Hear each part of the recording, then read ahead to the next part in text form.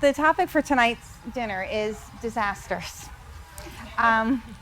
We all are aware of what happened in South Carolina just a couple weeks ago with Hurricane Joaquin. So we're familiar with weather disasters. There's other kinds of disasters too. Could be that you have a product that's no longer needed. It could be that your building has a problem. It could be that the power goes out because of a storm. It could be embezzlement from your employees. There's a lot of ways a business can fail. And what we're trying to do today is help you prepare ways so that you don't. We want you to be aware of products that are available. IT is one that we see in our office a lot, where a client will come to us, they bring their backup from the prior year, and they come in and their computer dies in our office, or it died last week, or the dog ate it. So we can, if we've gotten their file from last year, we can give them that backup, but they have to recreate a year's worth of accounting.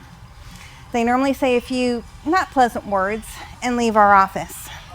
There are ways of doing backups. We all know we have to back up our computers, but how many of us really do it?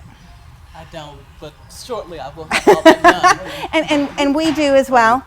So we have a program with Colin, and he's going to speak about data recovery, where we have redundant servers. So we have 2 servers in our office, so everything is backed up as we're doing it. It's all magic. And then every night at 2 o'clock in the morning, it backs up through an encryption device to keep our information safe. The other thing you have to be careful with backup is, where is it being backed up to? Sometimes we've heard of stories where someone will have a cloud service and they're in Pakistan, and while it's cheap to back up there, they're trying to break into your data. There have also been cases where people have backed up to a local cloud. That sounds bizarre. And the person has gone bankrupt. There was a person in Spokane, Washington, and he did a backup. And when that's what he offered. He offered all the local accounting and law firms the service. He filed bankruptcy. His business was shut down. If all your data was on his server, you now had no data. So they had to go ahead and subpoena the court, pay for an attorney, so then the judge would turn the data on for so many hours and everyone was grabbing their data. So you have to be careful where your data is stored and who's managing it. Things that you don't think about when you're on the cloud. You just say, hey, it's $5.99 a month. What a great deal. But you have to do your due diligence. Now, what I'm going to talk about is embezzlement.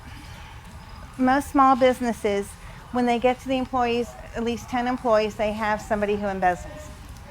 You'll see in your handout that women do more embezzling than men. Typically, women embezzle smaller amounts more often. Men go for the glory. So when I went to a CIA, not the cool CIA, it was certified internal auditors, and they spoke about this gentleman who worked for Chase Bank, and what he did is, if you got a refund over $200 on your credit card account, he would take a penny of it and put it to his credit card. Well, he went for months being undetected, but he couldn't spend the money as quickly as it was coming in, and once the account made such a big credit balance, he got caught. But imagine if he'd have turned it off. I mean, he could have kept that going for years, because if you're doing a return and it's for a couple $100s, you're not going to care if it's a penny short. You're not going to make a phone call for a penny. So he went undetected.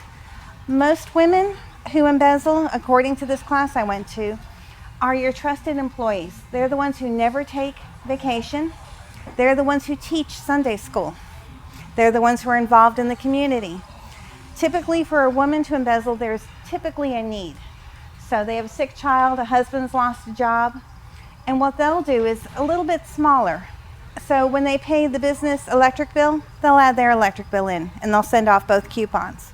Duke Energy, when they get the payment, they just clear it. They'll set up bogus vendors. So if it's an air conditioning company, they might set up a fake plumbing company, and then they'll just pay them $189.50 1 week or whatever they need. So, when I was talking to Randall's like, so you're going to teach me how to embezzle? He was excited, but it's ways of detecting it. So in the handouts I've given you, there are ways for you to check. No matter what, it's your business. You are responsible for it. And even as a bishop of a church, you have to be responsible for the work that's being done. Some of you use us as accountants, and we do your bookkeeping for you, but we still want you to look at your bank statements. We want you to make sure that we're tracking it properly. If you do work for a nonprofit, we want you to take the bills and match them to the bank statements. See what's cleared the account. We want segregation of duties. So as much as I trust Dennis, he opens the mail and he can make a deposit, he doesn't get to write the checks. Or I'll get the mail and I'll see what it is and I'll see what he puts in. Our clients, we send out statements every month, and we expect that you're going to look and make sure your payments were applied to that statement. So that's another way of catching things.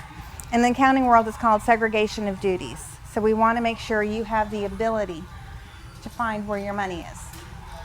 You don't want to give someone an opportunity. The other thing you need to do is have a clear message through your employees that if they do something like that, you're going to fire them. Very seldom can you find an employee who's done wrong, you catch them, and they swear they'll never do it again, and then they don't. There are notable exceptions, but the rule is normally if they've done it once, they're going to do it again. Once they break that threshold and say, I can take money. I'd love to believe in people, and the bishop's kind of like, in redemption, but truth be known, people who can break the law once tend to do it again. Oh, being the last person to touch the check. So a check is written for a bill, and somebody else can prepare it, but you're the one that signs it. And then you take a look at the signature, or not your signature, you look at the check and the payment coupon so you make sure they match up. I know a lot of bigger companies have signature stamps. Those of you that have them know that I am not a fan of them because somebody can get them.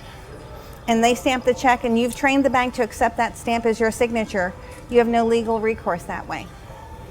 And if the person says, no, he gave me that check for $10,000. He said it was a nice little bonus. He's got the check. It's stamped. Your other checks are stamped. You lose a lot of credibility that way when you're doing the, trying to file a police report. Positive pay, we have a couple of clients who do this. If you write a lot of checks to the public, if you are a recycling company, people come in and they're turning in bags of aluminum cans and you're writing a lot of checks, you can send the bank a list of checks that you've written for the day, and they will only cash those checks. We've had probably about 5 clients doing this now, because what will happen is somebody come in, an ne'er-do-well, comes in and you give them a check for $15. Well, they now have your routing number, they have your account number, they know what your check looks like. You can buy software, VersaCheck, it's $39.95, and you can print off checks. So if you are in an industry that gives out a lot of checks, it makes sense to do a type of positive pay account. Has anybody heard of that before? Or? Okay. And then the last thing I've got on here, depository lockbox. You get a lot of checks coming in. Sometimes it makes sense to set up a lockbox at the bank. Their fees are normally pretty low. They actually get their mail earlier than everybody else, and then you get a printout of what checks were deposited. So that keeps one step away from any collusion in your place. And the banks are big enough that they have got enough controls in. And then the last comment on here is, again, making it everyone's job. I have a small company. Everybody knows we rely on everybody to take care of their job, to do the right thing, because we're small. It's a family. We joke that we hire family, because when you work together the hours you do, you put a lot into it. And those of you who have hired and started up a business with me, you all heard me say, when you interview, you want to make sure the resume is good, but you also want to trust that little voice or that feeling in your gut if somebody's a good person or not. Whenever I've hired against my gut, it's never worked out. So, and we also, one thing we do now is we do interviews, and then a staff person will go out to a meal with them, because they can also pick up more that way. But we have the message that everything must be done right and above board. If they ever think you do something wrong, then they're going to follow, or they're going to think, well, they'll never catch me. And if you ever do have a fraud, really, you prosecute, you walk that person out the door. And then the other people behind realize that you take it seriously.